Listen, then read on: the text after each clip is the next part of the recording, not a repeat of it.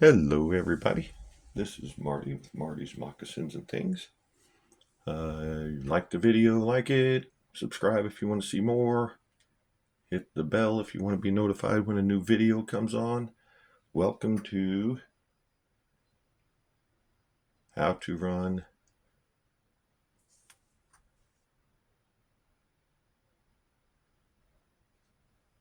a Micro Business. How to Run a Micro Business. This is part 3, and we're going to be talking about inventory. We talked about record keeping with your finances at the last video. Now we're going to talk about inventory.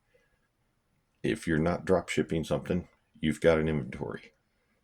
You got to know what's in your inventory, which means you got to get it down on some kind of system, however you want. I use a Microsoft Word system, and I separate my items by supplier. I have a different code for each supplier. The supplier is MCA. Then I give it a number, usually in the order that I buy it, which in this case was 193. And I give it a name, how much it is, and then I just take however much it is here, and I divide it by how many there are. There's 3, so that comes out to $3.19 per stone. So now I know that each one of these stones cost me $3.19. This is important because remember, we have to keep track of costs. So what happens after that? This works for me because this gives me an item number and it's self-generating. Every time I put in 194, gives me the next one. And then the ABC, boom, there's my item number. It's simple. It keeps track of it, keeps it separated, gives me the item number that I need. Tells me how much each stone is, tells me how much I paid for that whole set. I buy stones. Usually I buy a few stones a week, sometimes a lot more than that. And they show up in a package. And I don't pay attention to what I paid for each stone. I just take everything that comes in that package and put it in one set. Add up everything that I spent for that one set. So I might have an $8 stone and a $4 stone and a $6 stone in this set. But I just divide it and make them all even, and I'll show you why in just a second. So we're going to go to here.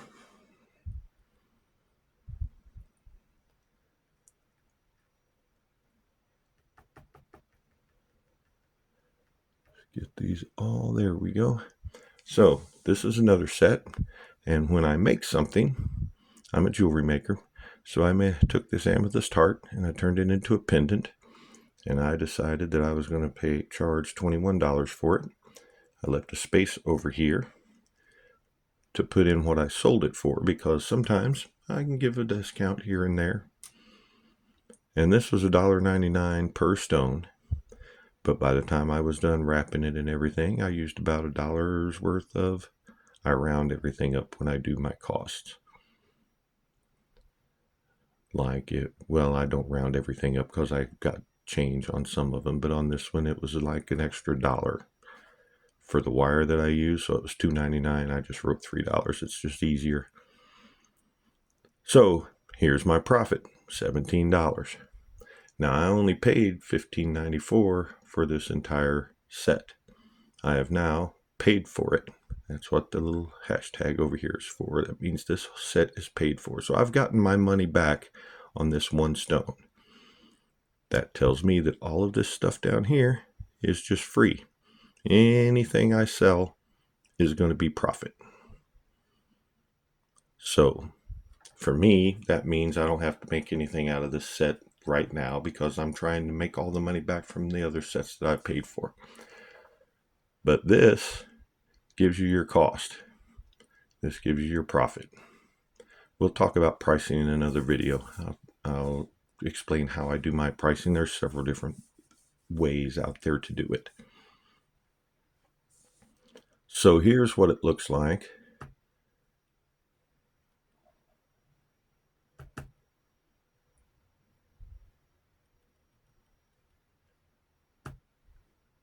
That was not where I wanted to go. Back up there.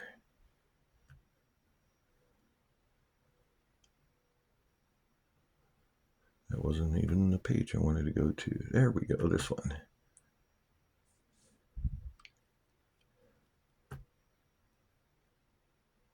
All right, so for this one, you can see I just continue doing this. And here I've made my money back. And these beads that I have are now free.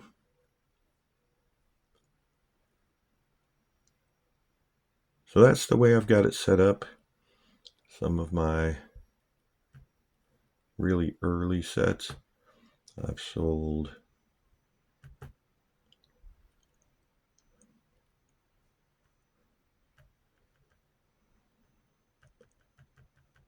This is what it looks like when you filled up a whole set. As you can see, I still have some things I haven't sold. I've still got the place settings for the sets, but they're probably tucked away somewhere, the actual jewelry, because I've made this much profit with that much spent. So this is definitely paid for. So all of these that I've already made are just sitting. If I run low, I can just go back and grab them out of the little container that I have them in and pop them in my show. So under an emergency situation, when I wasn't able to make something, I have backups. But since the set's more than paid for itself, it is not something that is needed. So the cost thing builds into your receipts.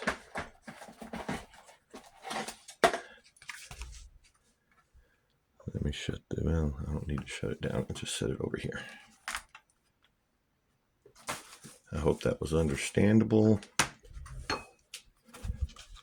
So I have my sales orders. We'll just grab one here. Not that one. That one's too simple.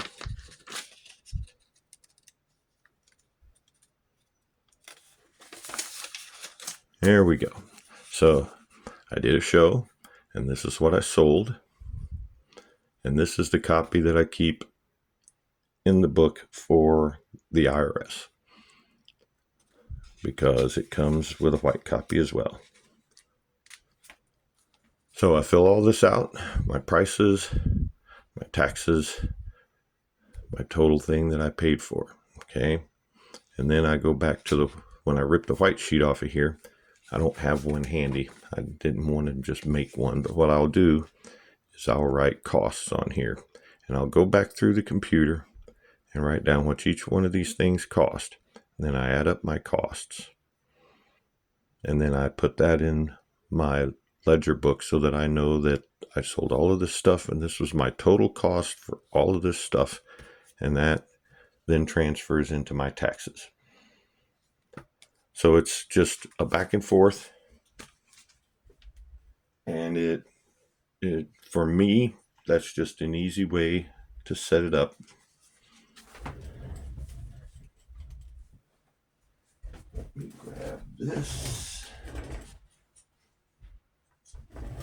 So what I do is I make my piece. This pretty little pink heart. I made this piece. I hang it on a rack, so I've got the string on there, and then I make a price tag. These are just the white price tags. They look like that. Get them at Walmart, a couple of bucks for 100 of them or so. I trim them down once I've written them on there to make them a little smaller. But as you can see, there is my code, my item number. Got my price and what it is. Some people have told me that having this hanging here with the price tag hanging beside it, it's just gaudy and it doesn't look good. But this has all the information the buyer needs.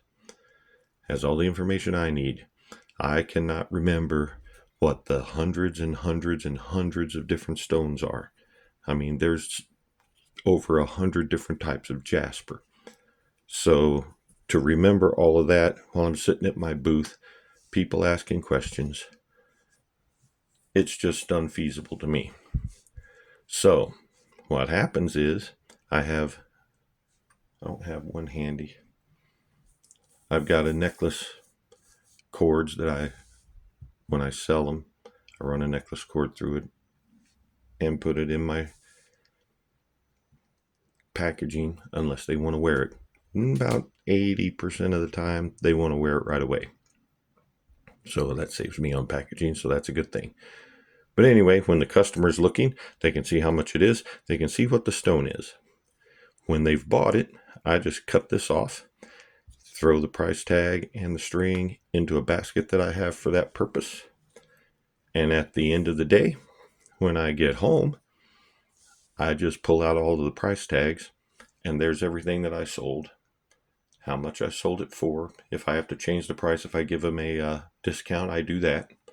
So I have everything I need right there on that little tag. Bring it home, write up my receipts, go in the computer, find out my costs, make sure that I annotate that I sold it, how much profit I made, and all that. And I'm done. For me, it's a simple, easy system. I'm not trying to do any kind of accounting or inventory or anything at my booth. I'm just there to sell. Everything else can come later when I'm home, comfortable, no stress. And that's pretty much all there is to your record keeping. If you have all of this information at your fingertips, you can do your taxes. You can take a quick look and see how much you've made in profit so far this year, or how much you've spent so far this year, so you know whether you need to slow down or if you're good to go and can handle buying more. There we have it. Once again, any questions that you have, go ahead and put them down in the comments, and I will answer them to the best of my ability. I hope you enjoyed this. I hope you got some good information. And that's all for now. Thanks. Goodbye.